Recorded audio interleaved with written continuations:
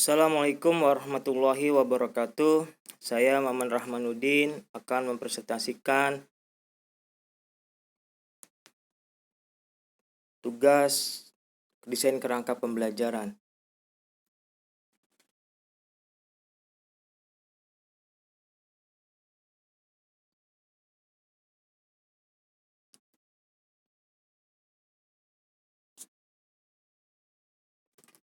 Kami kelas B, kelompok B1 yang terdiri dari Ibu Tati Winarti dan saya sendiri Maman Rahmanuddin, kemudian rekan saya Dodi Damhudi, kemudian Ibu Vivi Silvia dan Pak Lutfi Rijal, dengan fasilitator Pak Budi Darsono dan pengajar praktik Bapak Susanto.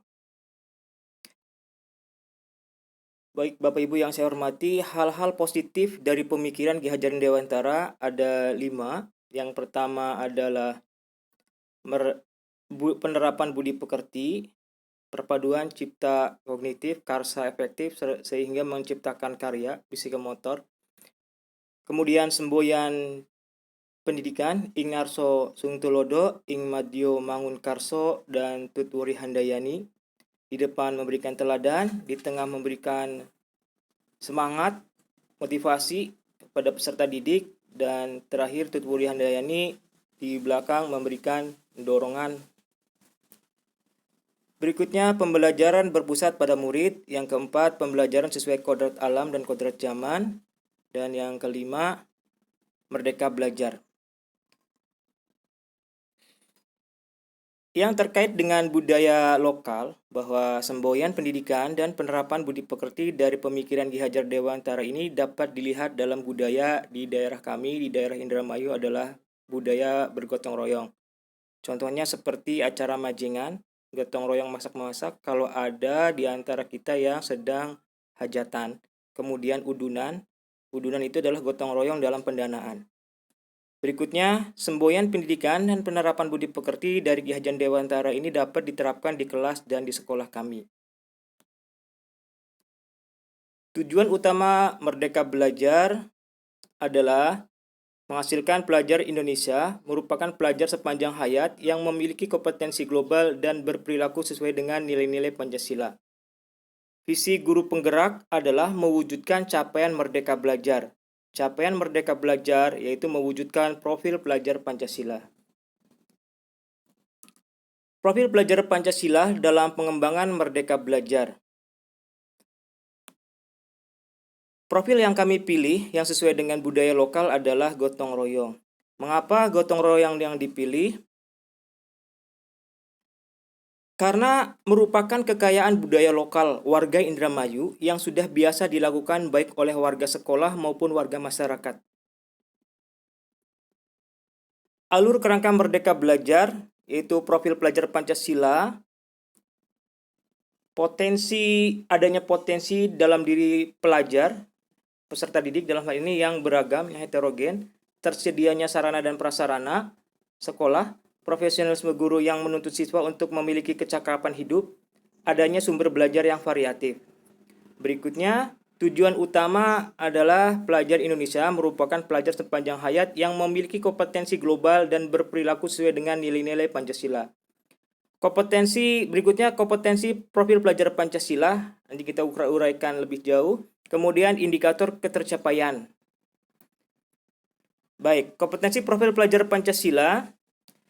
Yang pertama adalah peserta didik mampu mengimplementasikan nilai-nilai gotong royong dalam kehidupan sehari-hari baik di lingkungan keluarga, sekolah, dan masyarakat. Kedua, peserta didik dapat menciptakan kerjasama atau kolaborasi dalam tim kelompok belajar untuk mencapai tujuan bersama. Berikutnya yang ketiga, peserta didik dapat membangun rasa kepedulian dan saling berbagi antar sesama. Berikutnya indikator ketercapaian. Indikator ketercapaian dari profil pelajar Pancasila, peserta didik mampu berperilaku menghargai kemampuan orang lain dalam kegiatan kolaborasi di sekolah, di ruang laboratorium, dan sekolah serta masyarakat. Yang kedua, peserta didik mampu mencari solusi dalam keberagaman perbedaan dalam diskusi kelompok. Yang ketiga, peserta didik mampu melakukan kegiatan bersama-sama dengan sukarela agar kegiatan yang dikerjakan dapat berjalan lancar, mudah, dan ringan. Yang keempat, peserta didik mampu melakukan kegiatan bersama-sama dengan sukarela untuk melaksanakan piket kelas pada setiap gilirannya. Identifikasi sumber daya dan potensi yang dimiliki sekolah kami. Yang pertama, pendidik yang berpikir maju, kepala sekolah yang mendukung dengan kebijakannya, lingkungan sekolah yang kondusif, peserta didik yang menginginkan perubahan. Berikutnya, elaborasi. Apa yang akan dilakukan untuk mencapai profil pelajar Pancasila yang dipilih?